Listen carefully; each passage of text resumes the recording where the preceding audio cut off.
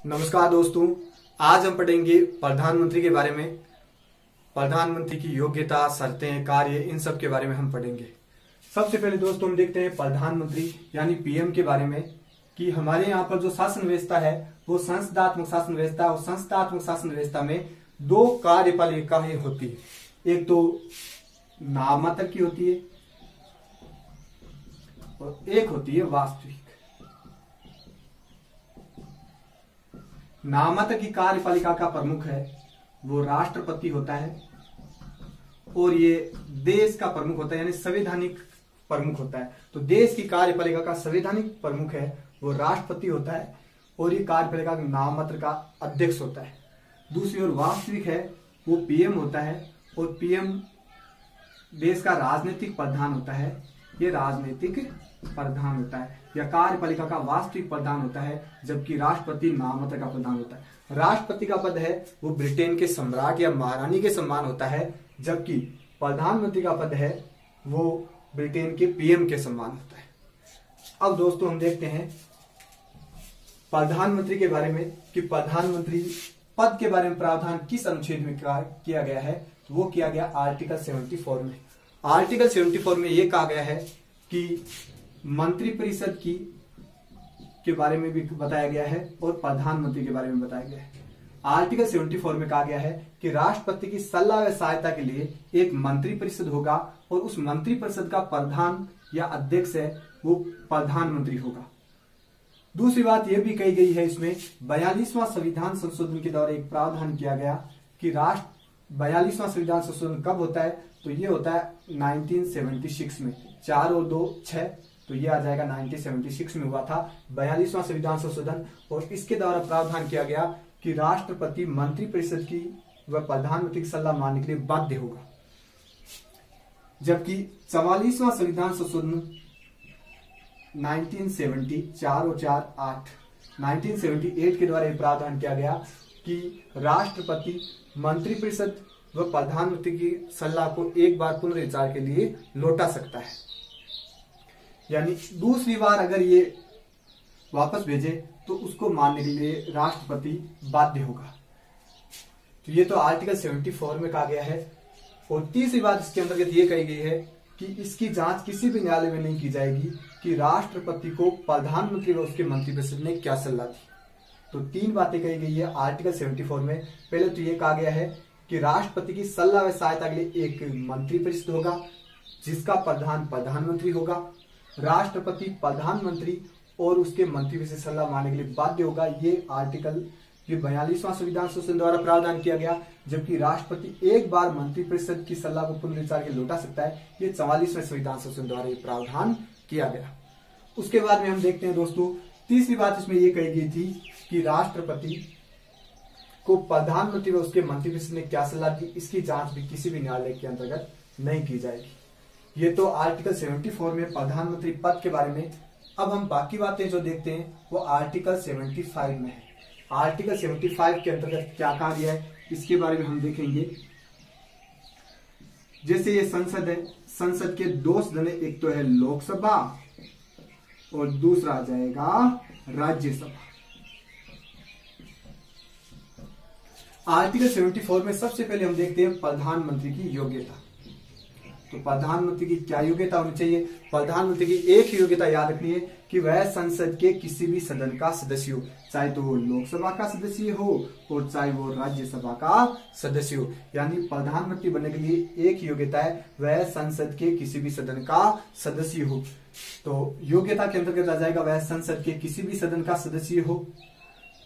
अगर वह सदस्य नहीं है तो भी उसे नियुक्त किया जा सकता है, लेकिन जिस दिन उसको नियुक्त किया गया है उसके 6 माह के अंदर उसे संसद के किसी भी सदन का सदस्य बनना आवश्यक है। तो ये तो होगी प्रधानमंत्री की योग्यता। योग्यता के बाद में अब हम आगे देखते हैं नियुक्ति। तो प्रधानमंत्री की नियुक्ति कौन करता है। प्रधानमंत्री की नियुक्ति करता है राष्ट्रपति। लेकिन राष्ट्रपति किस व्यक्ति की नियुक्ति करेगा प्रधानमंत्री के रूप में। तो लोकसभा के बहुमत दल के नेता को ही राष्ट्रपति प्रधानमंत्री नियुक्त करता है।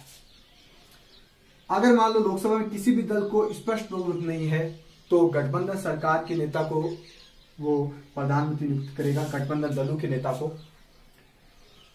तो ये तो हो गई नियुक्ति, यानी प्रधान नियुक्ति कौन करेगा, राष्ट्रपति करेगा। नियुक्ति के बाद में आ जाएगी शपथ।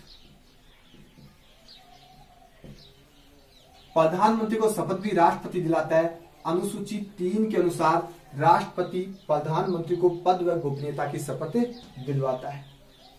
शपथ के बाद में हम देखते हैं त्याग पत्र। अगर प्रधानमंत्री त्याग पत्र देना चाहता है तो राष्ट्रपति को ही त्याग पत्र देगा, लेकिन अगर प्रधानमंत्री ने राष्ट्रपति को त्याग पत्र दे दिया तो बाकी पूरी मंत्रिपरिषद भंग हो जाएगी। ये सबसे बड़ी बात है। अगर कोई मंत्री राष्ट्रपति को त्याग पत्र देता है तो मंत्रिपरिषद पे कोई प्रभाव नहीं पड़ेगा, लेकिन अगर प्रधानमंत्री ने राष्ट्रपति को त्याग पत्र दे दिया तो संपूर्ण मंत्रिपरिषद भंग हो जाएगी। उसके बाद में हम देखते हैं कार्यकाल।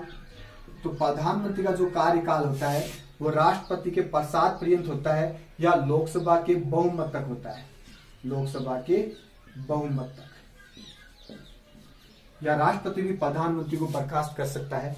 उसके बाद कार्यकाल के बाद में हम देखते हैं कि हटाया कैसे जा सकता है, तो लोकसभा के अविश्वास प्रस्ताव के द्वारा,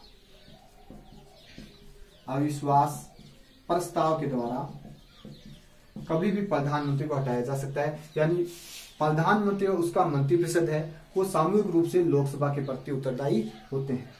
तो ये तो होगी दोस्तों प्रधानमंत्री की प्रमुख प्रमुख बातें।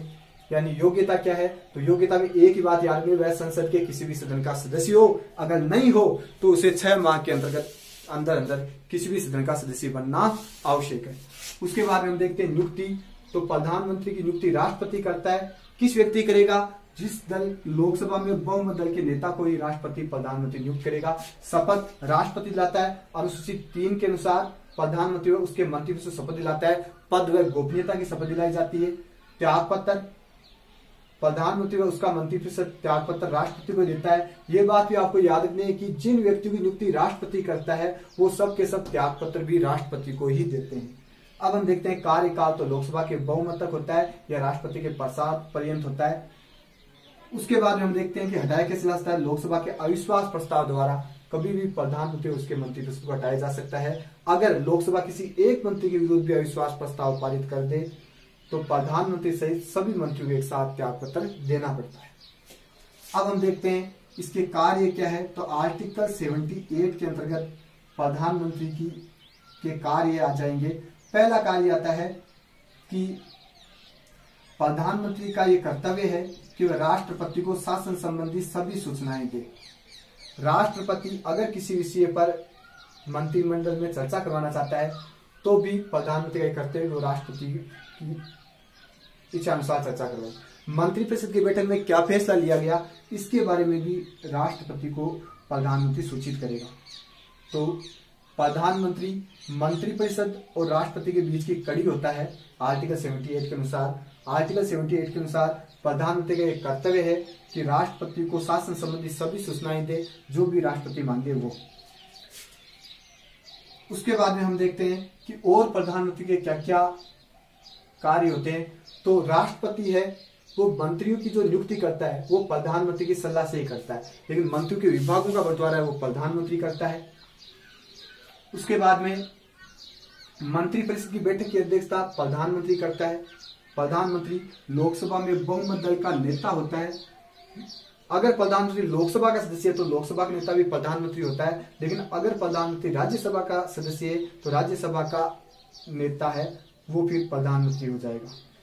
लोकसभा अगर प्रश्न आ जाए लोकसभा में बहुमत दल का नेता कौन है तो प्रधानमंत्री है। अगर प्रश्न आ जाए कि लोकसभा में का नेता कौन होता है तो लोकसभा का नेता वैसे प्रधानमंत्री होता है अगर लोकसभा का वो सदस्य है तो। अब हम देखते हैं प्रधानमंत्री पदेन किस किस के सदस्य होता है। तो प्रधानमंत्री है वो नीति आयोग का पदेन सदस्य होता है, राष्ट्रीय विकास परिषद का पदेन सदस्य होता है, अंतर्राज्यीय परिषद का भी पदेन सदस्य होता है। तो अधिकांश विभागों का वो पदेन सदस्य भी प्रधानमंत्री होता है। प्रधानमंत्री शासन का प्रमुख होता है। ये प्रधानमंत्री के बारे में प्रमुख बातें हैं दोस्तों। अब हम नेक्स्ट टॉपिक में पढ़ेंगे भारत के जितने प्रधानमंत्री हैं उनके बारे में पढ़ेंगे। पहले प्रधानमंत्री जवाहरलाल नेहरू से लेकर अंतिम प्रधानमंत्री अभी वर्तमान में नरेंद्र मोदी तक के बारे में। मंत्रिपरिषद के बारे में हम एक अलग टॉपिक में पढ़ेंगे।